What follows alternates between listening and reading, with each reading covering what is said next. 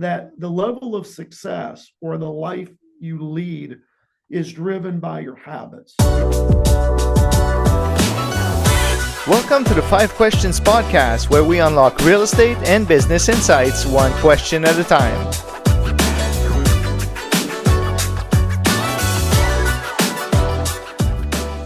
This episode is sponsored by Aliferis Academy. I'm Christian Spilfogel, and this is your Aliferis Academy. Finding top-notch real estate education can be tough. Many courses are taught by novices. I am Cherry Chen, and this is your Aliferis Academy. I'm Seth Ferguson, and this is your Aliferis Academy. At Aliferis Academy, only experts in their field teach the courses. I'm Mark Amiot, and this is your Aliferis Academy. I'm Melissa Dupuy, and this is your Aliferis Academy. Aliferis Academy, all the experts, one subscription. I'm Chad Robinson, and this is your Aliferis Academy. Dive into self-paced courses, regular group coaching, and stay ahead with fresh content every month. Sign up now at aliferisacademy.com. Welcome to the 5 Questions Podcast. I am your host, Mario Lamar. On today's show, our guest has raised over $2 billion in his career. He was knighted into the Royal Order of Constantine the Great and St. Ellen, and is the author of multiple best-selling books. Welcome, Brad Blazer. Brad, thank you for being on the podcast with us today. It's great to be here, Mario. Just always great to show up and deliver, and more importantly, add value to your followers. Thank you, Brad. The concept of the podcast is very simple. I ask 5 questions about real estate or business, and we get straight to the point. You ready? I'm ready to go. All right. So, Brad, in your experience, extensive, I should say, experience in raising over $2 billion in capital, what are the key strategies you teach your mentees to attract high net worth investors? So here's what I've learned raising hundreds of millions of dollars, and more importantly, Mario, seeing other people try to raise capital that have floundered or just worse yet, given up altogether. So the very first thing we need to understand is nobody will invest with us until they know, like, and trust us. And really the biggest element of that is the trust factor. The thing that I see a lot of people do, which they're doing wrong, is they'll have a deal, or they'll have a fund, or they'll have an investment opportunity, and they meet somebody, or they have a prospective investor that is worth money that can potentially invest. And they pitch the investment too early, meaning they typically pitch on the first call or the second meetup. And naturally, the prospect or the potential investor is going to say, "Oh, Mario, it sounds like it could be a pretty interesting investment. Why don't you send me some information so I can take a closer look at it?" And so you send them everything, but they never invest. The reason that they never invest, Mario, is really what they're saying to you subconsciously is, "Mario, we just met each other, my friend, and I don't trust you enough because you haven't invested enough time yet in the relationship with me to allow me to feel comfortable moving forward." So what I talk about when I consult and coach people is certain concepts. One of the big concepts is this concept called the 4-step blueprint. Think of each interaction you have with an investor as moving them forward through a process, right? There should be an introductory call, a follow-up call, getting to know the person, then you should pitch, and then you should close. And so if you look at this as a series of steps, and I talk about another big concept called the trust sequence, which are 6 steps we should follow to build trust in another person, you'll be much, much greater at the ability to raise capital, because now you're investing the time to really build the foundation of a relationship with another person. Now, when you pitch, they can receive the information, digest it, and then move forward with comfort from a position of trust. And what you'll do is you find you'll have a lot more success as a capital raiser. So the big mistake most people make is they just talk too early in a relationship. Slow down, realize this is not a sprint, it's a marathon, and you'll be a lot more successful in your capital raising. It's interesting to hear you talk about this, because we can see that there's really a blueprint to success. A lot of people think, it's about finding a great deal and then pitching it out there, and people are going to throw themselves at you. But really it's not the case at all. So Uh, really interesting to see that if they follow your blueprint, they can have success. Absolutely. And that's a great thing about working with the coach or mentor. They've done it. And so if you just put yourself in their shoes and take the same approach and follow that proven blueprint, you're able to take decades and literally compress that into days. You're able to take all the barriers that are in front of you and turn them into breakthroughs. And so, understand that, the coach or the mentor's done what you're trying to do. And that's why I firmly believe that sometimes, bringing a coach or bringing an advisor into your business is the best decision you can make, because they're going to help you get from point A to point B and get you there a whole lot faster and a whole lot quicker than you trying to figure out how to do it on your own. That brings us to our second question, and I talked a little bit in the intro about it. You were knighted into the Royal Order of Constantine the Great and Saint Ellen. Mm-hmm. That's a very important recognition. First of all, how did it come about, and what does it mean to you personally and professionally? Well, it's kind of funny how it came about. I had hosted a very large event about 2 years ago in Houston, Texas. And, we had celebrity speakers. We had Kevin Harrington from Shark Tank. We had Sharon Lecter, who had worked alongside Robert Kiyosaki in creating the Rich Dad, Poor Dad brand. My good friend John Shin, who has written numerous books and actually partnered with Napoleon Hill's Foundation to bring to life the whole book. Think and Grow Rich, make it a major motion picture. And so John Shin, I had not known, had been knighted many years before. And after the event, a couple months later, he called me out of the blue one day. And, after spending a couple minutes just chatting, he said, I've got a very personal question for you. And I said, shoot, we're buddies, we're good friends. He said, a lot of people don't know this about me, Brad, but because of my tremendous success, I was knighted a few years ago. And based on what I've seen, I'd like to nominate you for knighthood. The prince has asked me to reach out to a couple of people, and I would like to nominate you and forward your name as a candidate. I'm thinking like Richard Branson, like Elton John. He's like, yes. Like, this is a true noble title. This is a real prince that lives over in Spain. And, here I am associating this with well, look, I've heard of the Knights of Columbus. Like, my grandfather was a Mason. They had a Masonic lodge and they used to knight these people. He said, no, this is very different. This is the real deal. So I'm like, well, does it cost anything? He's like, no, this is an honor. It's like getting a Nobel Peace Prize. You're going to be knighted at a proceeding alongside Tony Braxton and Paula Abdul and Ray Parker Jr. that have already gone through this process. I'm like, I'm in. So the first step was John had to submit my name to the Royal Order. And, obviously there's a prince, there's dukes and things. And so the very first call I received was from a gentleman that is from Austria by the name of Duke Gerhard, a very prominent royal figure. He lives in Hawaii with his beautiful wife, Nancy. And so, Duke Gerhard and I got on a Zoom, and he liked me. And so he said, Brad, I'd like to forward you up the ladder here. The next thing is you'll talk to the Baron. Great. So, I'm now on another Zoom with the Baron. And then finally, a couple weeks later, here I am Zooming with a gentleman on the other side of the planet that speaks 4 languages. And he said, my name is Prince Raphael, and I am the great ancestor of Constantine the Great and St. Helen. And, we'd like to obviously bring you into our royal order.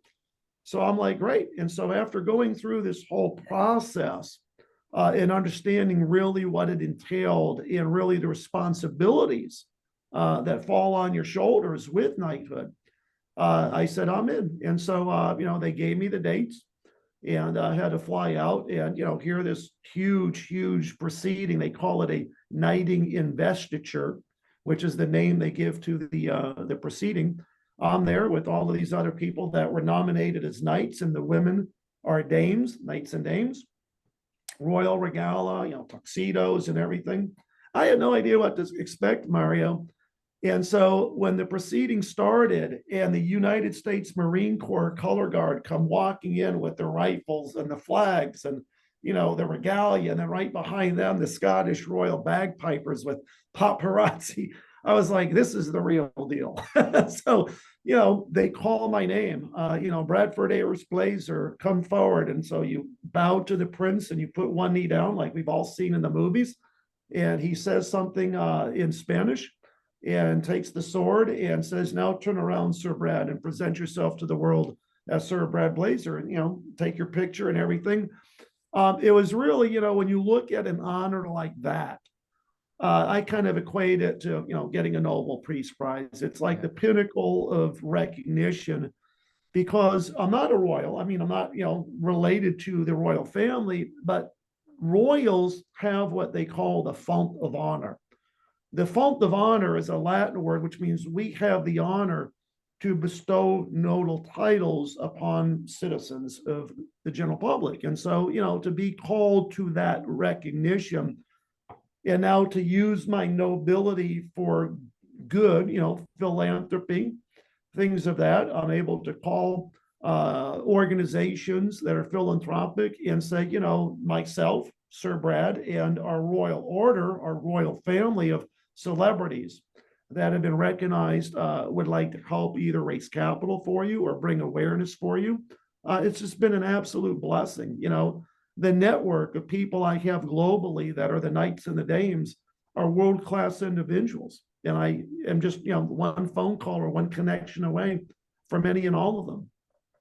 That's amazing. I can't even, I don't think I have words to explain how I would feel to be in a walk in a lineup like that and get that honor. It's very unique.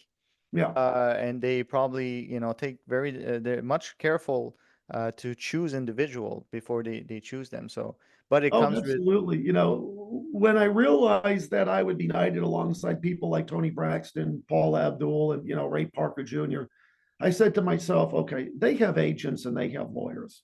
Like, they're checking this out to make sure it is the true real deal. If there was anything Mickey Mousey about it or it wasn't legit, they certainly would not be moving forward. And so, when you have a major global celebrity whose reputation is on the line, getting knighted right alongside you, it was an honor. I mean, most people don't realize that. Paul Abdul is Lady Paula. She's got a true royal title. Same thing with Tony Braxton, Lady Tony Braxton. Sir Ray Parker Jr., who is, of course, the global entertainer, probably best known for the song in Ghostbusters, right? We all know that hit song in the movie. But to meet these people face to face and be right there at a big gala and, shake their hand, have your pictures taken, it really was amazing, and my wife was there, my daughter was there, and so, to have your daughter, who obviously at that age was 11, see her dad getting knighted, you can only imagine, what that does for a very impressionable child to say, wow, my dad's up there. He's a celebrity. And so, it's unfortunate. I mean, we're here in the United States as a nation that fled England and fled nobility. So here we don't recognize noble titles. But, when I travel, for example, if I went to Monaco or I went to England, or if I went over to Liechtenstein and I said, hey, Sir Brad Blazer is going to be arriving at your hotel, boom, I mean, the red carpet rolls right out, and so, I hate to say this, but we've milked it every now and then for upgrades at hotels and first class seats. well, I have a lot of fun, and it's just a great group of people. Yeah. But yeah, it's just amazing. That brings us to our third question. You founded the Art of Beliefology. Can you explain what this concept entails and how it helps individuals overcome limiting belief to achieve greater success? Yeah, it's really funny, Mario. I started the process of writing a book about 25 years ago. And, it's because I was the CEO and founder of an oil company that I started at the age of 23. And I built it up into a pretty nice sized business. And obviously, there's not many 23-year-olds running multiple $1-million oil companies. And so I kind of started this book to chronicle, what I had accomplished and to just share that story. And I never finished it. And literally about 4 years ago, I was cleaning up my office and I found this floppy disk. And I'm like, oh, there's that book I started 25 years ago that I never finished. And here I've been telling my daughter, we always start what we finish. We never leave something we start. behind. And I'm like, I got to finish this damn book to show my daughter that what I started, I'm now following through to its natural conclusion. So we self-published this book called On the Wings of Eagles, Learning How to Soar in Life. And it's more of a mindset book about understanding what it takes to be successful. And so, in the book, I share the success stories of people like, George W. Bush, Shaquille O'Neal, Rudy Rudiger, Joe Namath. And what I come to find with all of these people is the lifestyle or the success that they have acclaimed and reached was not because they were born any more gifted or that they had any, quote, embedded natural talents. It's the underlying habits of what they do every day. And so the art of beliefology, which I've trademarked so that no other author, no other person in the world can use the phrase or use the word beliefology without my express permission, is really this concept that the level of success or the life you lead is driven by your habits. Your underlying daily habits create a new belief system. And then that belief that you have in yourself at whatever level is what creates and defines the outer reality that we now reach. And a great example of this is somebody that I was coaching a couple of years ago, and he hired me. And every time we did a consultation via Zoom, he never had his camera on. And he said, Brad, I want to write a book. I want to coach other people. I want to, do what you do. I'm like, great, do it. And so he did it, but he never had any success. Like nobody would ever hire him as a client. And finally, after struggling and kind of after breaking down, I said, well, why do you think this is that nobody wants to hire you as a coach? He finally turned his camera on, and this very heavy, obese gentleman that probably weighed about 480 pounds was now on screen. And I'm like, that's the reason. It's like, if you can't take care of yourself, how in the world are you going to transform and help other people? And I said, the first thing you need to do tomorrow morning is wake up and go for a 3-mile run and do this consistently to get down to a reasonable rate where people can now, see what you've done. And he just kind of like, I can't do that. And I said, well, let me ask you a question. Can you walk? Yes. Tomorrow morning, I need to have you walk for 30 minutes and just briskly swing your arms. Do that for a week. The second week, you're going to look for the telephone poles or the light poles in your neighborhood. You're going to walk from one to the next, and then you're going to lightly jog, and then you're going to walk, and you're just going to alternate, walk, jog. And then you're going to double the distance every week. Well, here we are now 3 months into this, and we're on a Zoom, and he had already lost now at this point roughly 90 pounds.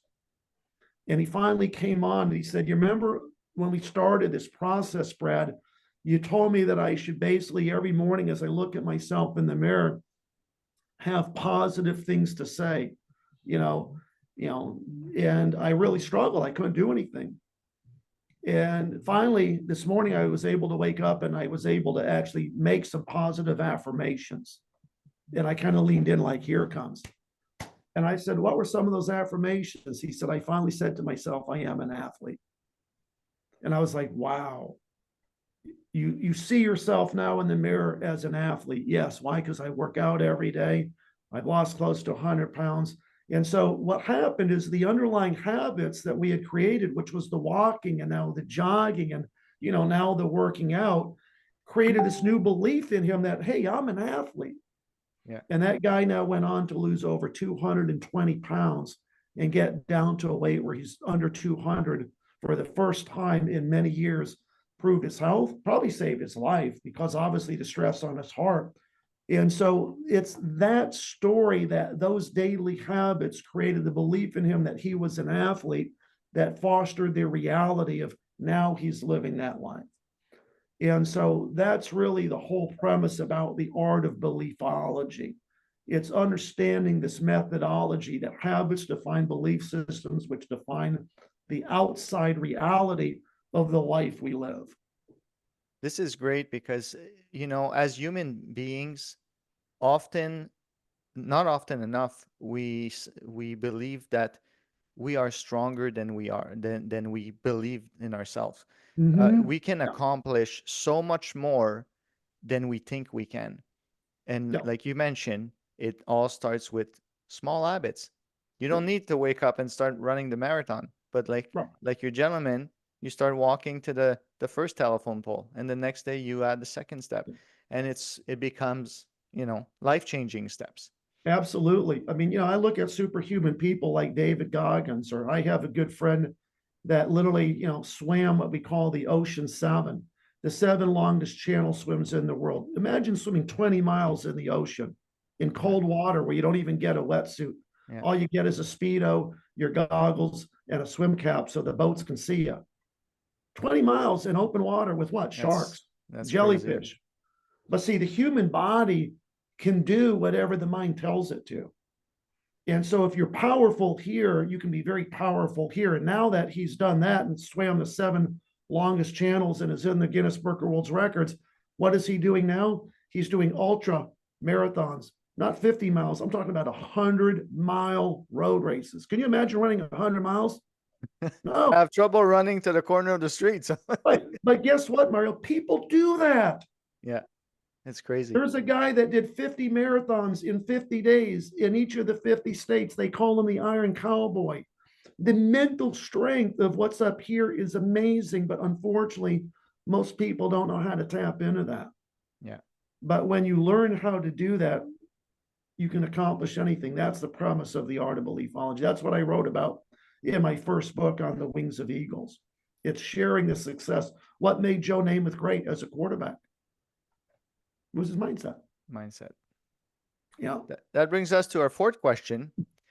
You mentioned some names during our interview, and you had the opportunity to hear and learn from them, like former President George W. Bush, Shark Tank's Kevin O'Leary. What is the most impactful lesson that you've learned from these interactions? So here's an important lesson for everybody, and I hope that what I'm about to say will transform and change your life forever. Whenever we have a decision to make about doing anything, we always pre-frame that decision to do something based on our past experiences, because that's all we know. Yeah. So anytime we're moving forward with the opportunity to do something, we naturally ask ourselves, and we look back to our past. Well, that didn't work out the last time I did it, so I don't want to do it again.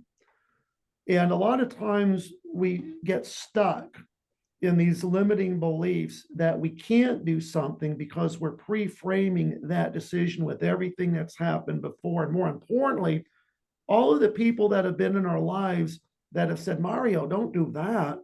Like, why would you leave the security of your job and, to go start a business? There's risk. Well, they're saying that out of the love and the caring, but you buy into that. And then you're like, well, okay, so I'll never start that business that I really have dreamed about for many, many years. And so you never reach a level of success that you potentially could. The big secret that I've learned from very successful people is they have trained their mind to not listen to the noise. Yeah. They just commit, they act, and they go forward. Because every time you do something, your level of confidence slowly notches up to the extent where you say, there's nothing now that I believe I can't do. I'm bulletproof. I'm oblivious to the noise. Like, for example, as a social media influencer, I get all the naysayers. I get all the haters on social media.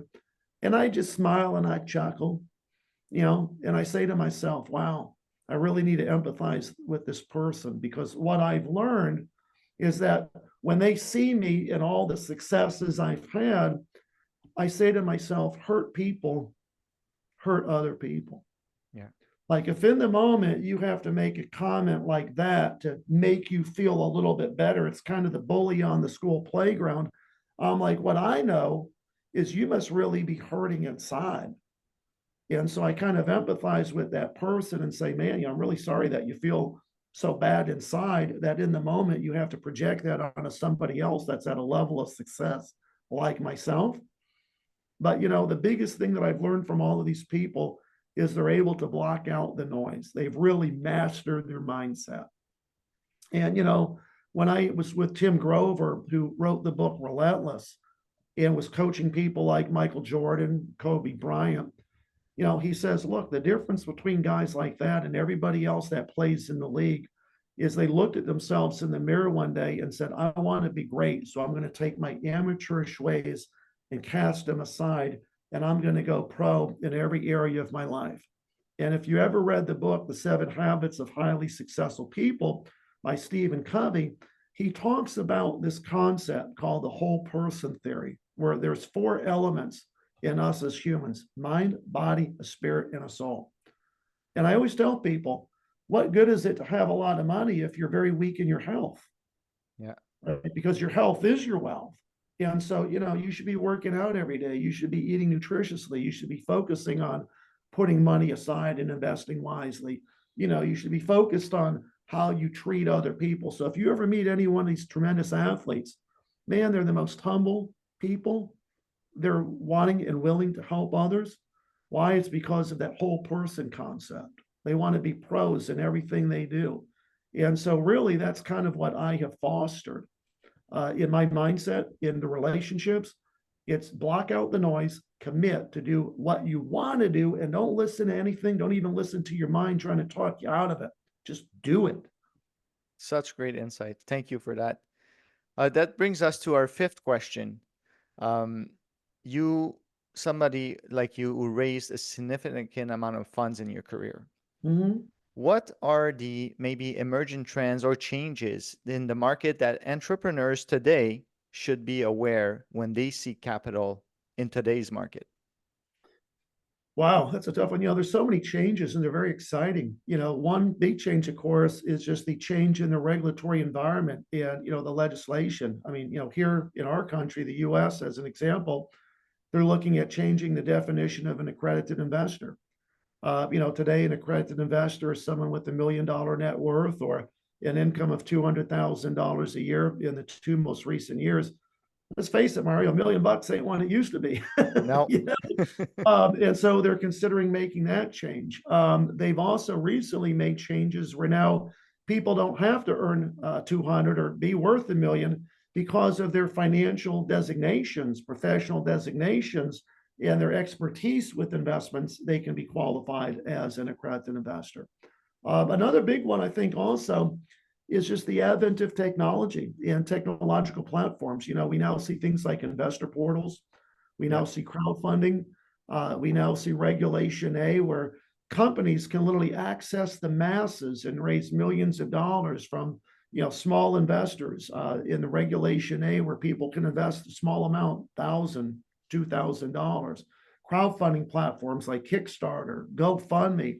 And I think the other big technology also that we're learning is AI, and seeing how artificial intelligence can really give you instant feedback on what an investor is thinking, or, recording a conversation with a potential investor and then getting the analysis with the AI to tell you, hey, man, this is how, the artificial intelligence would have responded to that objection. And you learn from that as you incorporate artificial intelligence into analyzing your business and what you're saying to people, and more importantly, emails. So I think really the biggest thing that's shaping how we raise capital is the use of the technology today. Many years ago, it was, you had to put stuff in an envelope, send it through the postal service, person would fill it out, send it back to you. Now it's all done digitally right over the internet, DocuSign, being able to wire funds.